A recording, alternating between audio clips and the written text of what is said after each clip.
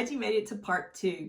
Just want to remind you, I know I mentioned it in the first tutorial, but if you want to just grab these embroidery designs so you can create hexies along with me, and you don't have that functionality in your machine, just head over to my website. I'll link it down in the description and you can grab those there. If you're a Patreon subscriber, those will be available for you to download. Let's start stitching our hexies. I've placed a layer of water-soluble stabilizer within my 5x7 hoop. I also have 2 layers of fabric. One layer that will be my backing and one layer that will be the front of my hexagon. And I've chosen a lightweight quilters type muslin cotton for the backing and another quilter style cotton fabric for the front of my hexagons. I've placed a layer of water-soluble stabilizer within my 5x7 hoop. Now once again, I'm using this method because I want to save fabric. If you don't want to use water-soluble stabilizer and follow along with my method, you definitely could hoop 2 layers of fabric, right sides together, and then cut out your hexagons once you're finished. But I really like this method, and I'll walk you through it as we go forward. We'll stitch our placement stitch.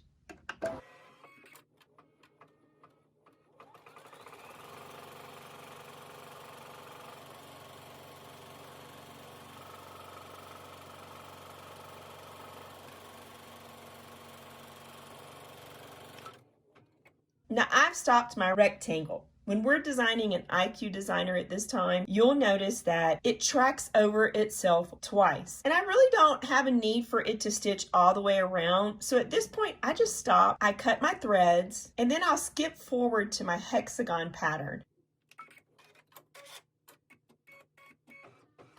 I'll select my advancement key where you see the needle minus and plus.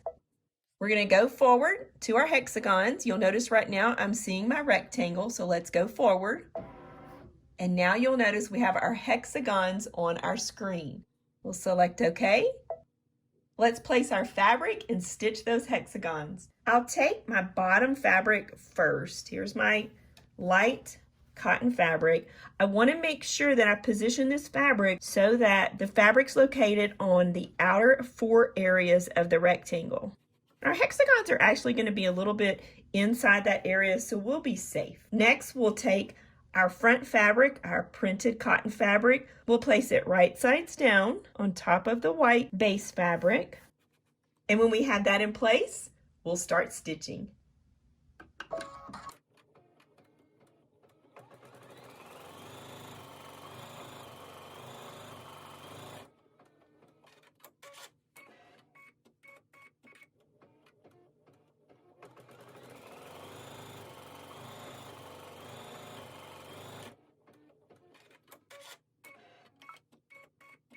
Now, the feature of that straight stitch, stitching over itself twice, I find that it's really beneficial when it's stitching together my hexagons. So I just allow my machine to continue to stitch over each hexagon twice in the way that the machine has digitized each one of those shapes for me. That's going to give our hexagons more security whenever we flip them right side out.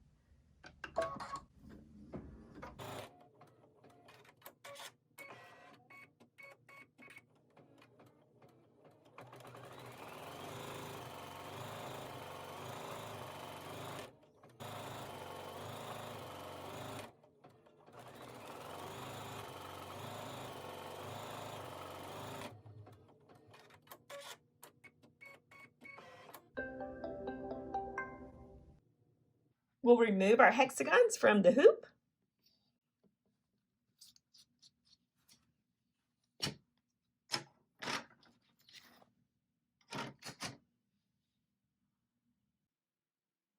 Grab your favorite scissors.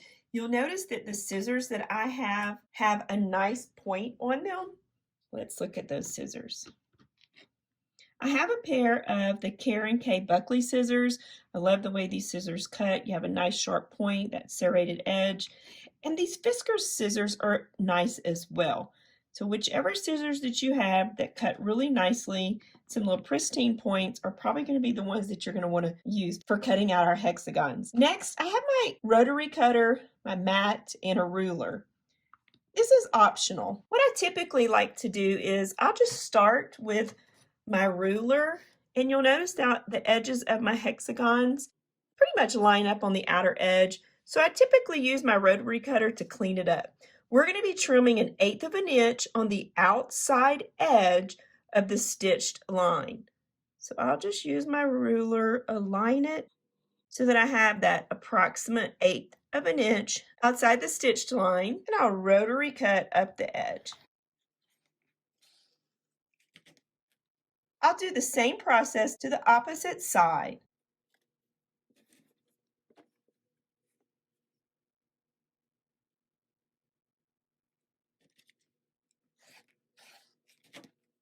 After I've trimmed those outer edges, then I use my scissors. And if you wanted to use your scissors for the first step, you could do that as well, whatever you prefer. Now it's time to trim all the other edges of our hexagons. You may want to stitch out quite a few of these hoopings and then place them in your little travel bag or trim them out while you're watching a favorite movie. This is something that you can bring with you as you're maybe sitting and waiting for some appointments. It's very portable when we get to this step in our process.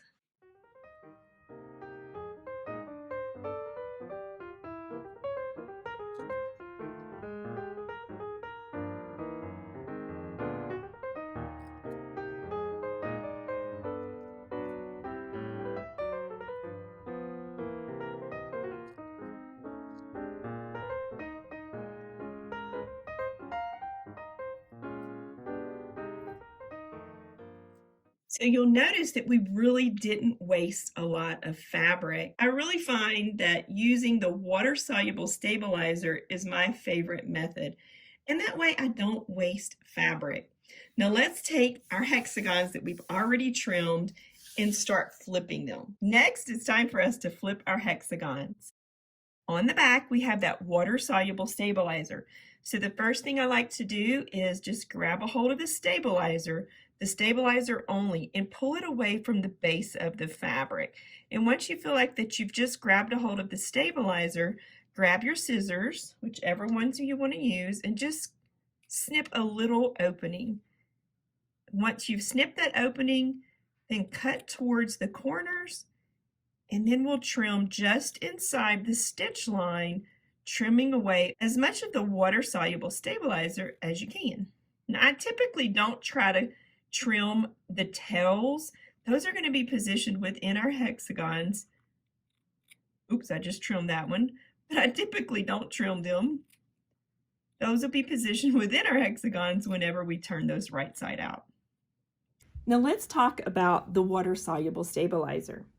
You'll notice that on a lot of mine, I went ahead and flipped without removing the water-soluble stabilizer. And I haven't removed that water-soluble stabilizer on most of the hexagons that I've flipped. But just in case you want to remove your water-soluble stabilizer that's left over, you'll notice that there's just a little bit left over in these outer edges.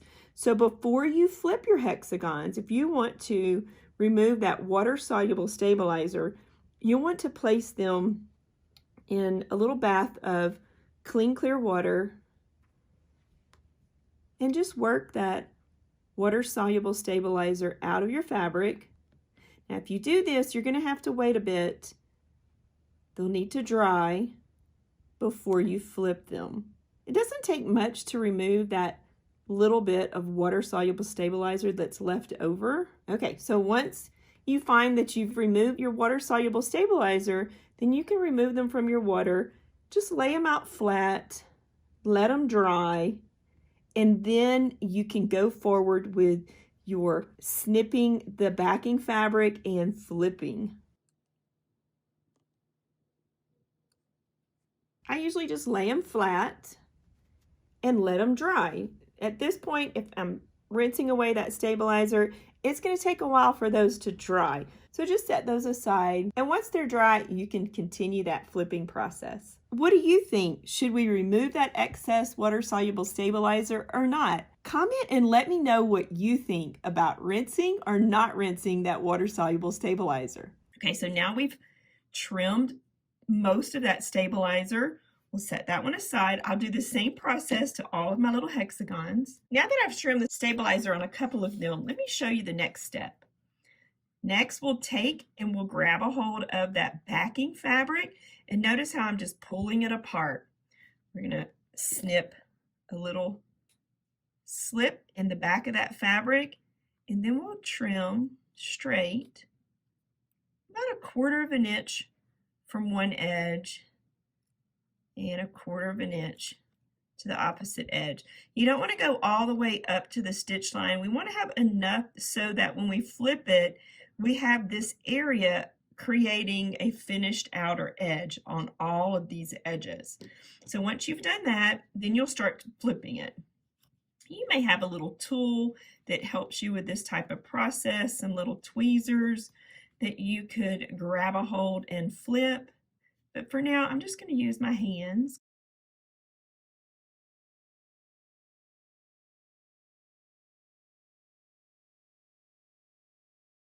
And now I began that flipping process, and it looks like the right side of the fabric is pretty much on the outside. I'll grab one of my favorite point turners. Now this is just a little stick that I have. I can use that and go up into each one of those corners. And this is another point turner that I have that's one of my favorites. I'll see if I can find a link to this. This is one that I picked up at an event at one of the local baby lock retailers that I taught at quite a while ago. These are made by R&K. Okay, so you'll notice that we're positioning those corners so that it's now forming a pretty little hexagon. And don't worry about the opening. Just like in English paper piecing, you're always going to have an opening in the back.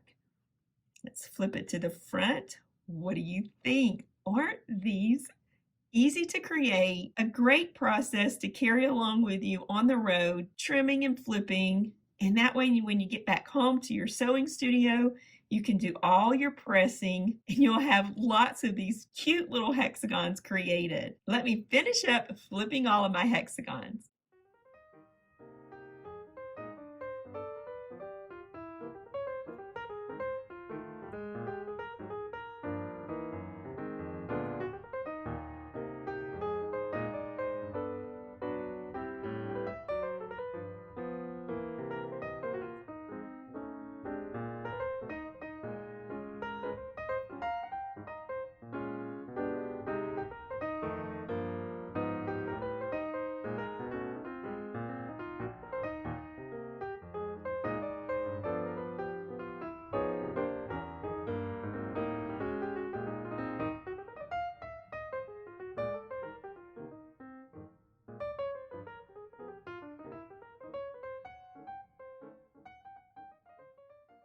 Let's press. I like to spray with some spray starch, some sizing. That's going to give them even more stability.